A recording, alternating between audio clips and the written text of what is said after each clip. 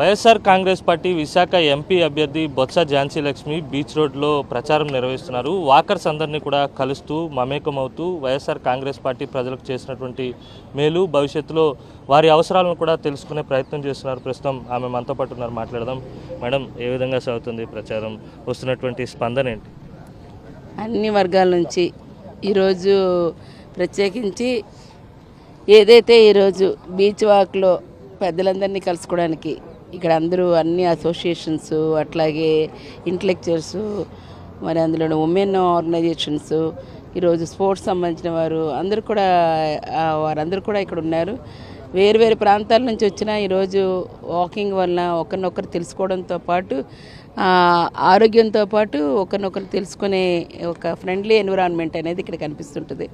దీంట్లోని అందుకే నేను వారిని కూడా ఈరోజు కలుసుకొని రిక్వెస్ట్ చేశాను. వారందరూ సహాయ సహకారాలతోని తప్పనిసరిగా ఈవేళ ముఖ్యమంత్రిగా జగన్మోహన్ రెడ్డి గారిని తీసుకొస్తేనే విశాఖపట్నం భవిష్యత్తు ఉంటుంది. ఎందుకంటే విజన్ విశాఖలో పూర్తి స్థాయిలో ఈరోజు ఏదైతే చేయాలనుకున్నది బీచ్, ఐటీ సజ్జ లాంటివి కానీ, పోర్ట్స్ కానీ, రోడ్స్ కానీ, ఫ్లైఓవర్స్ కానీ, అట్లాగే అదానీ డేటా సెంటర్ లాంటివి కానీ, ఇన్ఫోసిస్ కానీ, విప్రో కానీ, అసెంచర్లు కానీ, ఇలాంటివన్నీ కూడా ఒక ఐటీ సజ్జ లాంటిది ఇవాళ ఏర్పాటు చేయడంతో పాటు ఇన్ఫ్రాస్ట్రక్చర్ కూడా ఇవాళ 2,200 కోట్లతో మధురవాడలో ఉన్న కాంప్లెక్స్ను కూడా ఇవాళ ఏర్పాటు చేస్తున్నారు. అటువంటి దానివల్ల గ్లోబల్ ఇన్వెస్టర్స్ కూడా ఈరోజు వచ్చి ఇక్కడ పెట్టి ఎంప్లాయ్మెంట్కి ఎక్కడికో వెళ్ళిపోవడం కాకుండా మన ప్రాంతంలో యూత్కి ఇచ్చే అవకాశాలు ఈరోజు ఉన్నాయి.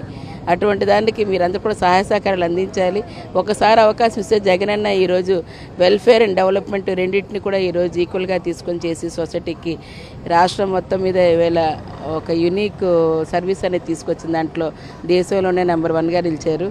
ఈరోజు మన ప్రాంతం విశాఖపట్నం డెవలప్ అయితేనే మన ఉత్తరాంధ్ర వెనుకబడతనం పోతుంది. అటువంటి దానికి మనం అందరం కూడా ఈవేళ నడుము బిగించి ఖచ్చితంగా రేపు రానున్న ఎన్నికల్లోని జగనన్నని మళ్ళీ సీఎంగా తీసుకురావాలి. ఈ ప్రాంతాన్ని అడ్మినిస్ట్రేటివ్ క్యాపిటల్గా చేయాలి. ఎంతమందికో ఎన్నో హెచ్ఓడీస్ ఇక్కడికి వస్తాయి, హెడ్ ఆఫ్ ది డిపార్ట్మెంట్స్ యూనిక్గా దాని ఐకాన్ బిల్డింగ్ లాగా ఈరోజు పరిపాలన భవనాలన్నీ కూడా సముదాయం కూడా ఈరోజు ఏర్పాటు వస్తుంది. టూరిజంలోని వీళ్ళు డెవలప్ చేసుకునే కార్యక్రమం జరుగుతుంది. వీటన్నిటితో పాటు అవసరమైన మెడికల్ కాలేజీలు, యూనివర్సిటీస్, ఐఐఎం లాంటివి అలాంటివి కూడా ఇక్కడ యూత్కి అందించడం జరిగింది. సో ఇవన్నీ కూడా తప్పనిసరిగా రానున్న రోజుల్లోని పూర్తి స్థాయిగా అన్ని వర్గాల వారికి కావాల్సిన అన్ని సదుపాయాలు కూడా అందించాలంటే విశాఖపట్నాన్ని మన మహానగరంగా తీర్చిదిద్దుకోవాలి. ఏషియాలోనే నెంబర్ 1గా ఉన్న ఫాస్టెస్ట్ గ్రోయింగ్ సిటీగా ఉన్న దాన్ని ఈరోజు మనం తీసుకుని వెళ్ళాలి. నీతి ఆయోగ్ వారు కూడా గ్రోత్ హబ్గా ఈరోజు భారతదేశంలో ఇచ్చిన 4 మన విశాఖపట్నం మహానగరంగా తీర్చిదిద్దడానికని వారంతటి వారు ఈరోజు ఇచ్చిన దాన్ని మనం తీసుకొని వెళ్ళాలి. ఇట్లాంటివన్నీ కూడా తీసుకొని ఒక్కసారి ఆలోచన చేస్తే ఖచ్చితంగా మనందరం వాలంటరీగా వచ్చి వేళ జగనన్నకి ఓటు ఇవ్వాలి. జగనన్న నిలబెట్టిన ఎంపీ క్యాండిడేట్కి స్థానికురాలైన ఆడపడుచుకి మీరు అవకాశం ఇవ్వండి బొత్స ఝాన్సీ లక్ష్మి అని చెప్పేసి వారిని అడగటం జరిగింది. నాతో పాటు నా ప్యానెల్ ఉన్న అందరినీ కూడాను ఈరోజు ఎమ్మెల్యేలుగా పోటీ చేస్తున్న ఎంఈవి గారు ఈస్ట్ నుంచి కానీ, వెస్ట్ నుంచి అడారి ఆనంద్ గారు కానీ, నార్త్ నుంచి కేకే రాజు గారు కానీ, సౌత్ నుంచి వాజ్పేయి గణేష్ గారు కానీ, భీమిలి నుంచి ముత్తంశెట్టి శ్రీనివాస్ గారు కానీ, అట్లాగే కడుబండి శ్రీనివాస్ గారు కానీ, గాజువాక నుంచి అమర్నాథ్ గారు కానీ, అందరినీ కూడా మీరు గెలిపించారని కూడా నేను చెప్పడం జరుగుతుంది.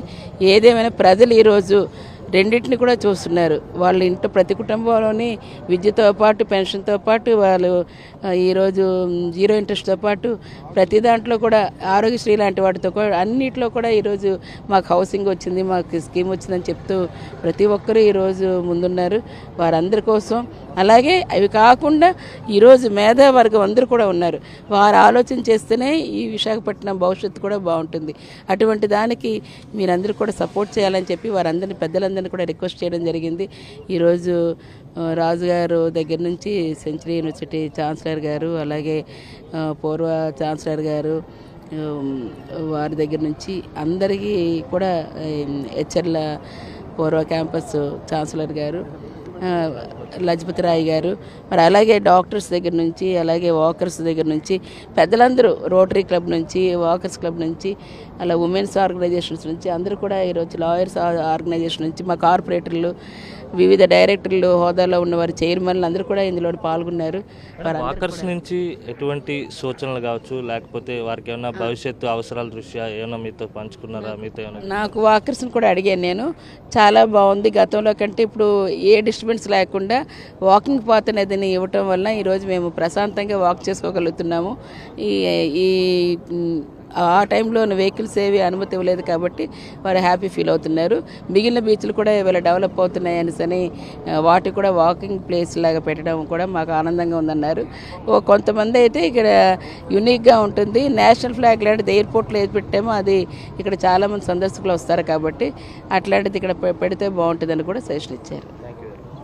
ఇది మొత్తం మీద అయితే మాత్రం చాలా జోరుగా ప్రచారం సాగిస్తున్నారనే చెప్పాలి. విశాఖ బీచ్ రోడ్లో వచ్చేటువంటి వాకర్స్ అందరినీ కూడా కలుస్తూ వైఎస్ఆర్ కాంగ్రెస్ పార్టీ చేసినటువంటి మేలును, అలాగే భవిష్యత్తులో వారికి కావాల్సినటువంటి అవసరాలను గుర్తించి వైఎస్ఆర్ కాంగ్రెస్ పార్టీ ఎంపీ అభ్యర్థి బొత్స ఝాన్సీ తన ప్రచారాన్ని ముందుకు తీసుకెళ్తున్నటువంటి పరిస్థితి. బీచ్ రోడ్లో ఉన్నటువంటి వాకర్స్ అందరినీ కూడా కలిసి ఆమె ప్రచారం చేస్తున్నారు.